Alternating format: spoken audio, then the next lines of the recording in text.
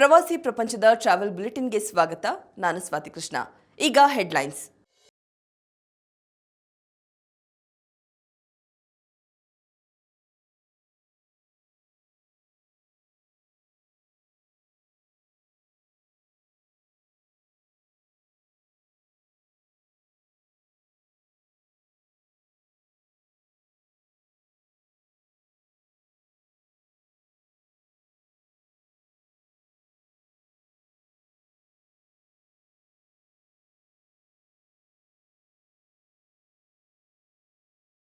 City ಸಂಚರಿಸಲಿರುವ AC bus.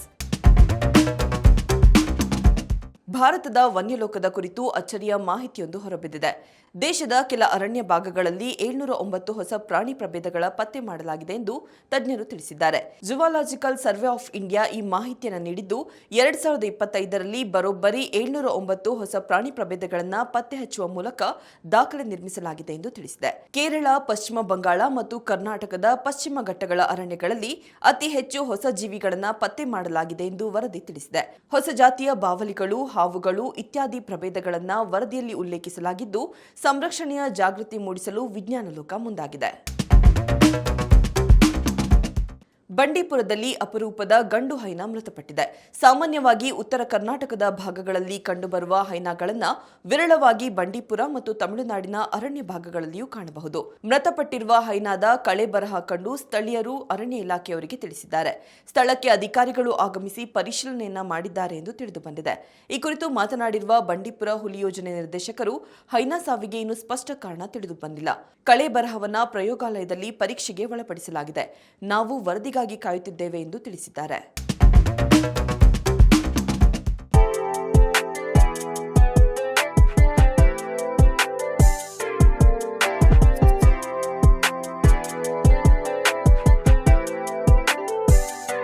Cape card ಒಂದು ಸುಂದರವಾದ ಪರ್ಯಾಯ ದ್ವೀಪ. ಅದು ತನ್ನ ವಿಶಿಷ್ಟ ಆಕಾರ ಮತ್ತು ಕಡಲ ತೀರದ ಸಂಸ್ಕೃತಿಗೆ ಹೆಸರುವಾಸಿಯಾಗಿದೆ. 1602ರಲ್ಲಿ ಇಂಗ್ಲಿಷ್ ಅನ್ವೇಷಕ ಬಾರ್ತಲೋಮ್ಯೂ ಗೋಸ್ನ್ಯಾಡ್ ಇಲ್ಲಿಗೆ ಬಂದಾಗ ಈ ಸಮುದ್ರ ಭಾಗದಲ್ಲಿ ಹೇರಳವಾಗಿ ಕಾರ್ಡ್ ಮೀನುಗಳು ಕಂಡುಬಂದವು.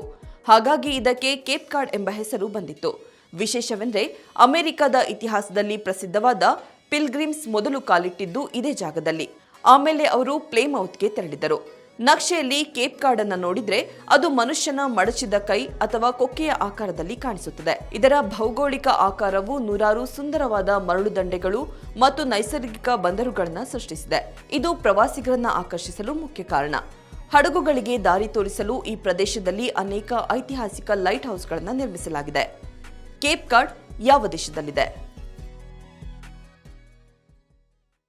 ಬೆಂಗಳೂರಿನಲ್ಲಿ ದಿನೇ ದಿನೇ ಹೆಚ್ಚುತ್ತಿರುವ ಟ್ರಾಫಿಕ್ ದಟ್ಟಣೆಗೆ ಬಹುದೊಡ್ಡ ಕಾರಣವೊಂದು ಬಹಿರಂಗಗೊಂಡಿದೆ. ವರದಿಯೊಂದರ ಪ್ರಕಾರ ಬೆಂಗಳೂರಿನ ರಸ್ತೆಗಳಲ್ಲಿ ಖಾಸಗಿ ಕಾರುಗಳ ಸಂಖ್ಯೆ 25 ಲಕ್ಷದ ಗಡಿ ದಾಟಿದ್ದು, ಸಾರ್ವಜನಿಕ ಸಾರಿಗೆಯ ಬದಲಿಗೆ ವೈಯಕ್ತಿಕ ವಾಹನಗಳನ್ನು ಆಯ್ಕೆ ಮಾಡಿಕೊಳ್ಳುವವರ ಸಂಖ್ಯೆ ದಿನೇ ದಿನೇ ಹೆಚ್ಚುತ್ತಾ ಇದೆ. ಸಾರಿಗೆ ಅನುಕೂಲತೆ, ಸೌಕರ್ಯ ಮತ್ತು ಲಾಸ್ಟ್ ಮೈಲ್ ಕನೆಕ್ಟಿವಿಟಿ ಗಮನದಲ್ಲಿರಿಸಿ ಜನರು ಕಾರುಗಳ ಮೊರೆ ಹೋಗುತ್ತಿದ್ದಾರೆ ಎಂದು ತಿಳಿದುಬಂದಿದೆ. ಹೀಗಾಗಿ ಖಾಸಗಿ ವಾಹನಗಳ ಸಂಖ್ಯೆ ನಿರಂತರವಾಗಿ ಏರಿಕೆಯಾಗುತ್ತಿರುವುದರಿಂದ ಸಂಚಾರ ದಟ್ಟಣೆ ಮತ್ತು ನಗರದ ರಸ್ತೆ ಮೂಲಸೌಕರ್ಯದ ಮೇಲೂ ಒತ್ತಡ ಹೆಚ್ಚಲಿದೆ ಎಂದು ವರದಿ ಉಲ್ಲೇಖಿಸಿದೆ. ವಿಸ್ತಾರ ಪಾಸ್ ಬಳಸುವ ಪ್ರಯಾಣಿಕರಿಗೆ ಬಿಎಂಟಿಸಿ ಸಿಹಿ ಸುದ್ದಿಯನ್ನು ನೀಡಿದೆ. ತುಮಕೂರು ಮತ್ತು ಎಲೆಕ್ಟ್ರಾನಿಕ್ ಸಿಟಿ ನಡುವೆ ನೇರ ವಿಸ್ತಾರ ಎಸಿ ಬಸ್ ಸೇವೆಯನ್ನು ಆರಂಭಿಸಲು ಬಿಎಂಟಿಸಿ ನಿರ್ಧರಿಸಿದೆ. ಪ್ರಯಾಣಿಕರ ಬಹುದಿನಗಳ ಬೇಡಿಕೆಗೆ ಸ್ಪಂದಿಸಿರುವ ಬಿಎಂಟಿಸಿ ನೈಸ್ ರಸ್ತೆ ಮಾರ್ಗವಾಗಿ ತುಮಕೂರು ಮತ್ತು ಎಲೆಕ್ಟ್ರಾನಿಕ್ ಸಿಟಿ ರೂಟ್ಗೆ ಬಸ್ ಅನ್ನು ಘೋಷಿಸಿದೆ. 101 ಕಿಲೋಮೀಟರ್ ಉದ್ದದ ಈ ಮಾರ್ಗವು ಸದ್ಯ ಬಿಎಂಟಿಸಿ ಇತಿಹಾಸದಲ್ಲೇ ಅತ್ಯಂತ ಸುದೀರ್ಘವಾದ ರೂಟ್ ಆಗಿದೆ. ಈ ಬಸ್ಸು ಬೆಳಗ್ಗೆ 7:35ಕ್ಕೆ ತುಮಕೂರಿನಿಂದ ಹೊರಡಲಿದ್ದು, ಸುಮಾರು 9:45ಕ್ಕೆ ಎಲೆಕ್ಟ್ರಾನಿಕ್ ಸಿಟಿ ತಲುಪಲಿದೆ ಮತ್ತು ಸಂಜೆ 5:45ಕ್ಕೆ ಎಲೆಕ್ಟ್ರಾನಿಕ್ ಸಿಟಿಯಿಂದ ಹೊರಡಲಿದ್ದು, ರಾತ್ರಿ 9 ಗಂಟೆಗೆ ತುಮಕೂರು ತಲುಪಲಿದೆ ಎಂದು ಬಿಎಂಟಿಸಿ ಅಧಿಕಾರಿಗಳು ತಿಳಿಸಿದ್ದಾರೆ.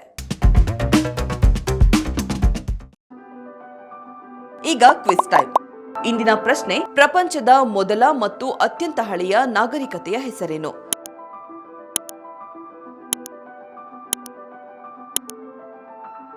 ಸರಿಯಾದ ಉತ್ತರವನ್ನ ಕಾಮೆಂಟ್ ಮೂಲಕ ತಿಳಿಸಿ. ಇದಾಗಿತ್ತು ಇವತ್ತಿನ ಟ್ರಾವೆಲ್ ಬುಲೆಟಿನ್. ನೋಡ್ತಾ ಇರಿ ಪ್ರವಾಸಿ ಪ್ರಪಂಚ, ವಿಹಾರವೇ ವಿಶ್ವ. ನಮಸ್ಕಾರ.